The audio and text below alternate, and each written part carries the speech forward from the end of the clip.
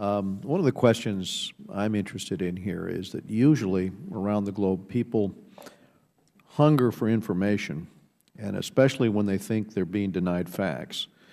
But what seems to be happening in Russia is that people begin to presume that these conspiracies are in fact true as they're introduced to this on a daily basis. You repeat it over and over and over again, and suddenly the conspiratorial theories begin to take on a life of its own.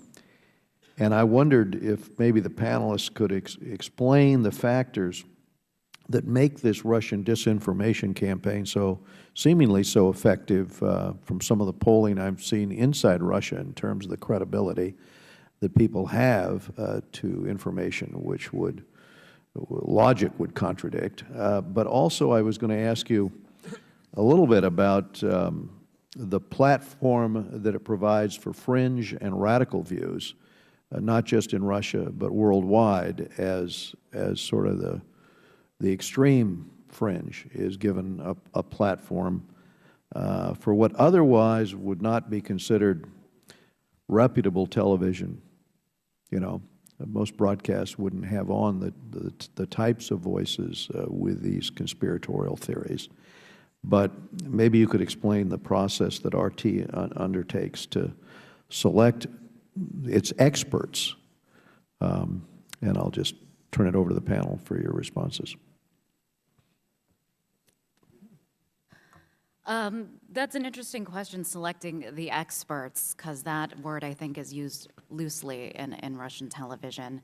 Essentially, anybody that is an expert is somebody that is willing to toe the Russian line and I mean, they could be from the far left, they could be from the far right, they could have unconventional, deranged theories.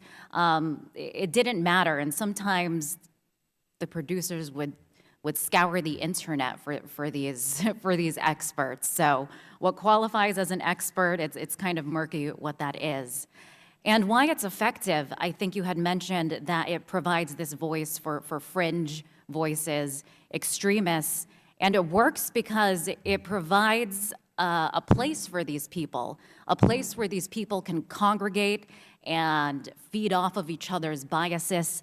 It's almost like a community that is almost like a cult, I would say, that is formed online, and they mobilize and they feel like they are part of some enlightened fight against the establishment, that they find a home, they find a place where they're heard, and they find a sense of belonging. They find an outlet where they can a platform to voice their deranged views. And I know that formerly of Radio Free Europe, Mr. Lack, who has since departed, had gotten a lot of criticism for comparing Russia Today and Russian propaganda to ISIS propaganda. And while, yes, there is a strong difference, we're talking about a terrorist organization versus a government, a nation state, I think he did have credence in comparing the strategy that's there by using the internet to mobilize people that feel displaced, that feel like they've been on the outskirts of society, and give them a place where they can find a sense of belonging and maybe make a difference in their own way. And it's a problem, and we see that it's effective. We see that they are shaping the discussion online, on message boards, on Twitter, on social media. And the internet, we thought that it would be this place where it's wonderful in a lot of ways because a lot of different viewpoints and a lot of different people have a voice like never before. But unfortunately, it's provided a forum where disinformation, false theories, people that are just trying to make a name for themselves, bloggers or whatever, that have absolutely no accountability for the truth, are able to rile up a mass amount of people online. Well, I think what's interesting about it, I mean, the use of raw violence, which they do a lot of on their YouTube. 1.4 billion hits is a lot of hits. So people will go to the use of raw violence, and then that will be, used as, part of a thesis on some conspiracy theory that then is played out.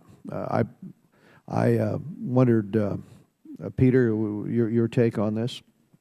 Well, listen, this question, I think you've hit on one of the key issues here, which takes us all the way through the problems at stake.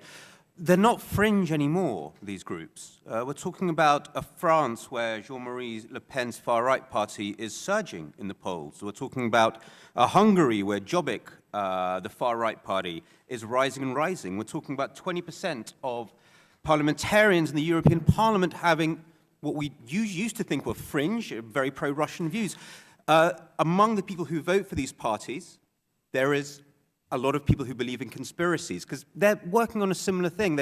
Conspiracies happen when people don't trust the institutions around them, don't trust parliament, don't trust media. If everyone's lying to you, then there must be a shadowy hand.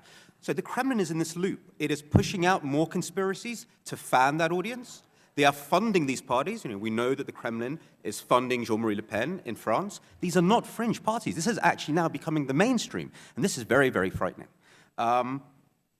Conspiracy is, what is conspiracy? It's sort of a linguistic sabotage on the infrastructure of reason. You can't have a reality-based discussion when everything becomes conspiracy. In Russia, the whole discourse is conspiracy. Everything is conspiracy. When a genuine opposition person like Alexei Navalny emerges in Russia, the first story the Kremlin does, he's one of ours, he's a conspiracy as well, don't believe in him. It's all about destroying belief in anything. When you have no belief in truth, then you can't believe in anything. But also more insidiously than that, look, I'm going to get very grand now. Our global order is based on the idea of a reality-based politics. Yeah? If that reality-based sort of base is destroyed, then you can't have international institutions and international dialogue. I remember a quote from I think a Franciscan monk after the Second World War. It's like, lying is not a form of communication. It rids people of their right to live in reality and makes a reality-based politics impossible. This is a very insidious trend. Thank you, Peter. Let me go. My time's expired. I'm going to go to Mr. Engel of New York.